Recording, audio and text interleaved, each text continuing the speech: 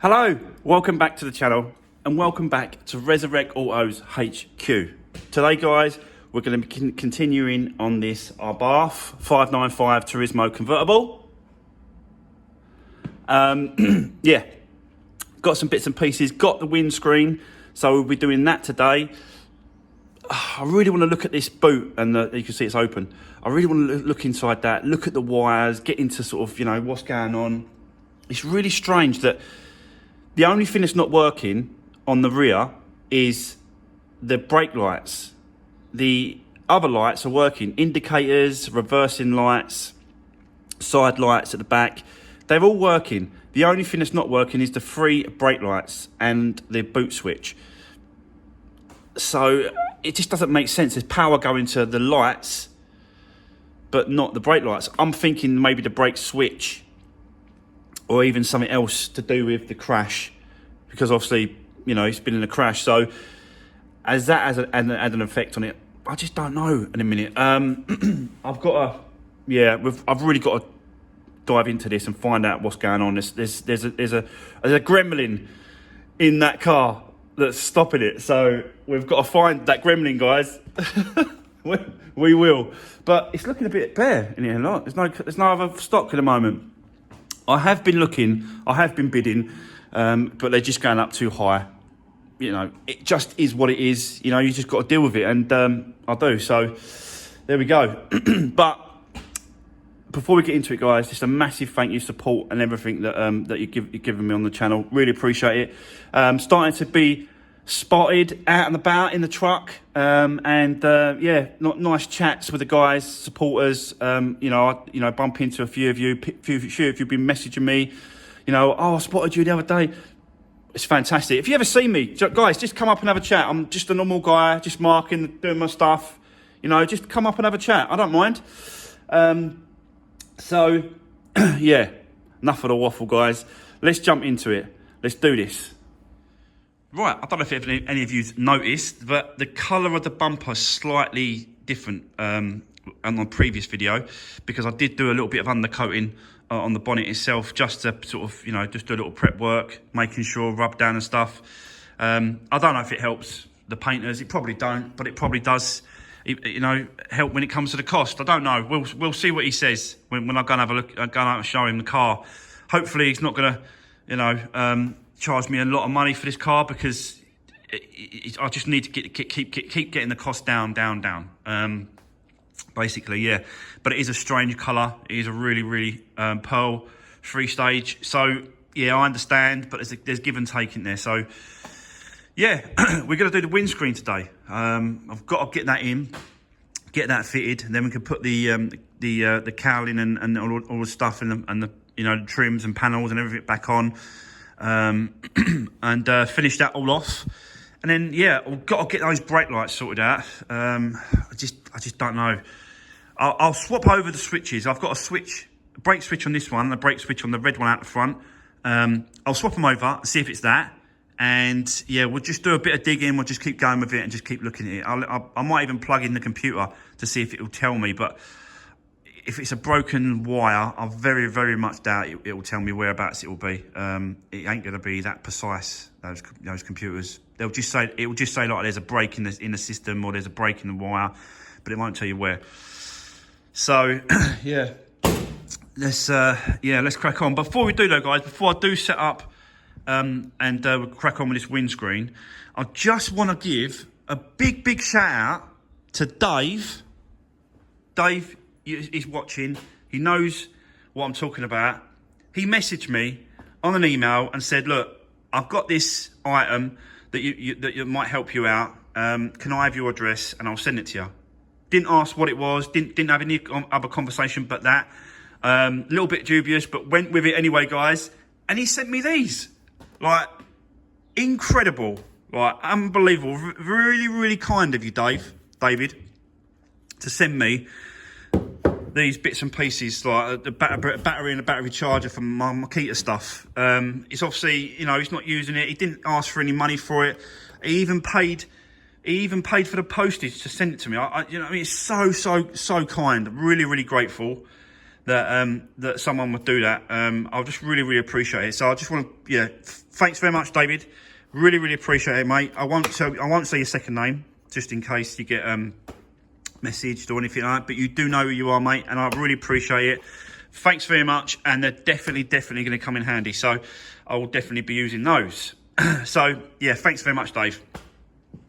I keep saying thanks very much, Dave, but I am really grateful. You know, you can tell by the way I'm talking. I'm so grateful.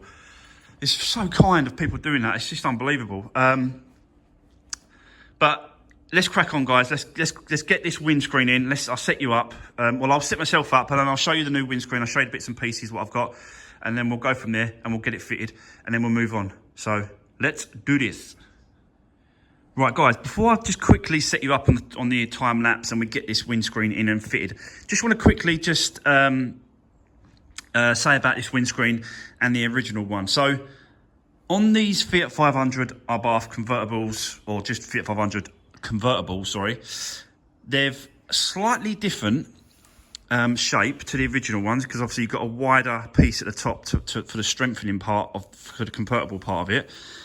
And I was getting comments about sort of, you know, there's an aerial in the window, the glass. There's a built-in aerial. I couldn't see a built-in aerial in the original one that I took out. So I've been looking around, tried to source the cable that goes from the back of the aerial to see where it went to. It went here and kind of disappeared on all the wires and stuff all wrapped up. So I couldn't really find where it was. But under looking around, I did notice, I don't know if you can see that there. I think that's the aerial for the car, for the radio. I think it's this thing here. It kind of does look like it, but I'm not 100% sure that it is. So, and there's no like plug, or there's no actual plug or nothing that connects to the actual aerial into the screen. So I was trying to find one that didn't have the aerial inside the windscreen, but honestly, trying to get one was just, I've been looking for absolute weeks on that particular screen, and I could not find them anywhere. I think they're struggling to get glass because of the COVID, and they're struggling to get the stock in. I was phoning everywhere trying to get one. There was one that I found, and it was like right up in Manchester, and he wanted like 350 quid just for the screen without the aerial. But I managed to find a windscreen, and it's got the aerial in it. You can see that these are the plugs. This is the plug that it's supposed to go into, and the aerial just runs around the screen. So I thought, well, you know, there isn't a connection for that in that car. So me fitting this one wouldn't really affect it. All I've got to do is just sort of tuck that down below so you can't see it, and then that's it basically. Like there's no real issue of fitting one. We've got an aerial in it, so I thought, you know what, just going to get it. So, and this one was I think it was £145, brand new. This screen, so much better price wise when it comes to the other one. And it's just because you just can't get them, the other screens. So I'm going to fit this one, guys. There's no reason why. There's no real problem, apart from obviously not being, you know, a non-aerial one. It's the only reason why I can't see him bothering about that, really, to be honest with you. So this is. I just thought I'd explain that to you quickly, and yeah, that's what I'm going to do. So now I'll set you up, and now we'll fit it. And yeah, I've got the actual adhesive in the actual bucket warming up, as you can see. So I'll put it in some really warm water, not boiling, but warm, and it softens up the stuff inside. And it makes it easier to push out as you're doing it. So yeah, that's what I've done. And I've got my stuff ready, my gun, the primer, and the pad that you use to put the primer on with. The nozzle, obviously cut at the right angle. You can see it's at an angle, so it pushes out. So there we go. Right, I think we're going to be ready. So I'll set you up and let's do this.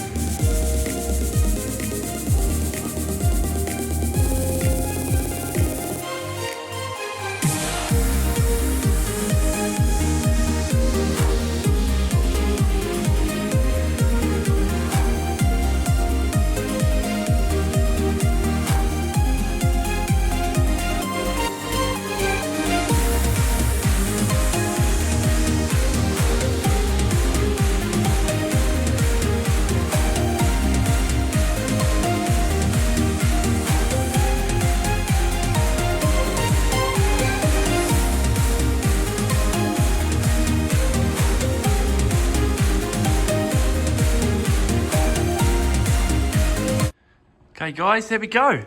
Another windscreen done and yeah, all sorted.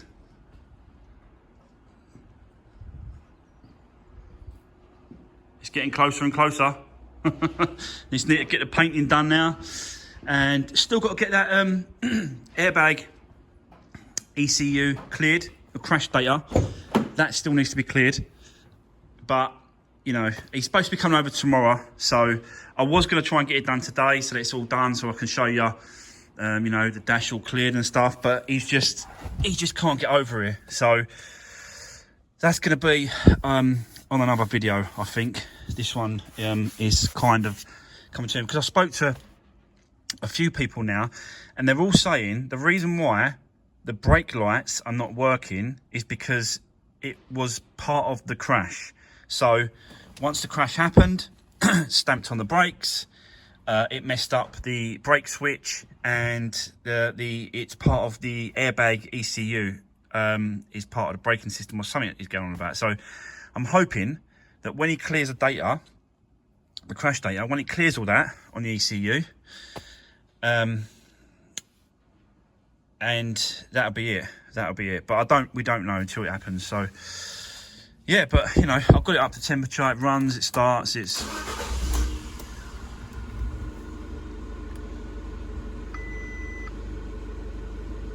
still throwing me up some codes, but obviously that's part of, obviously again, let's see that one there. And then when I press the brake pedal, I'm getting no lights at the back.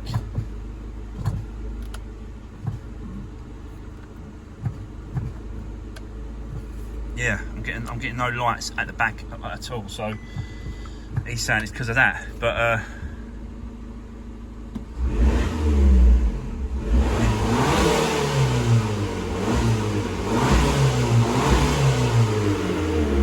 definitely sounding good, guys.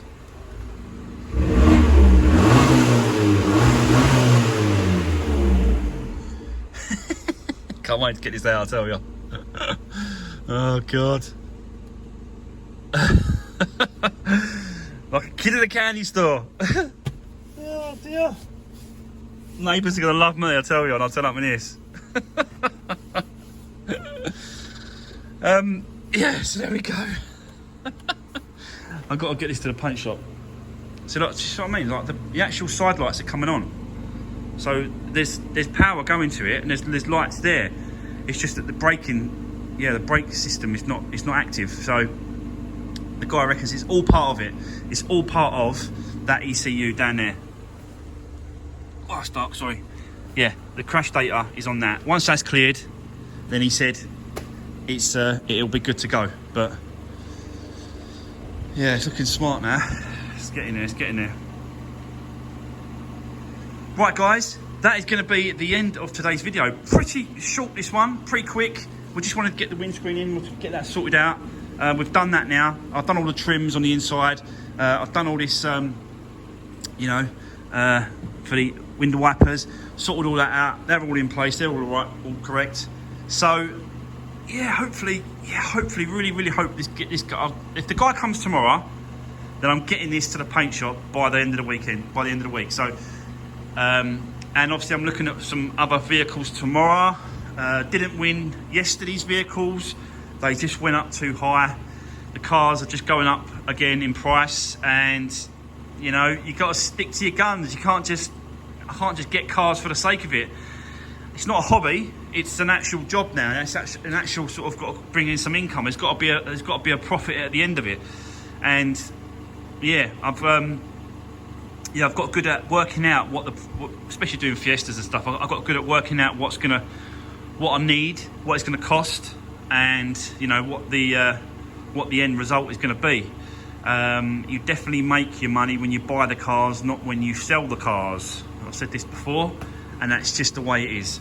And if they go up too high, then they go up too high. And a couple of cars were just going over, even over £100 over my budget. But that's still £100 over your budget, and it might not stop there. You know, the guy that bid on another car with me, he might have kept going, so it might have been 200, 300, and you just can't get into that bidding war with these cars. You just can't do it. So yeah, hopefully gonna bid on some more tomorrow. Hopefully we're gonna have a look, see what's coming up, and then go from there. We'll see what comes up. I'm even thinking about going back to Copart and seeing what's on Copart and see what the prices are like there. I haven't actually looked, to be honest with you. I've even deleted my app on the phone, Copart app, just because I don't want to go back to them. But you know, I'm thinking about it just to see what the prices are like. I might watch an auction actually next week, just to see what the prices are like out there. So yeah, that's it. That's enough waffling. That's going to be it for the end of today's video, guys. Don't forget, give the videos a thumbs up. Drop me a comment if you've got anything to say about this video, any video, or anything that I'm doing. Drop me a comment, guys. I'll definitely get back to you. And yeah, appreciate the chat, really. It's nice to talk to you. It's nice to you know, get involved, and it's you know, it's becoming a nice little you know, little family thing. I feel like, you know, it's good. So drop me a comment, and I'll see you on the next one. Stay safe, guys. Stay safe.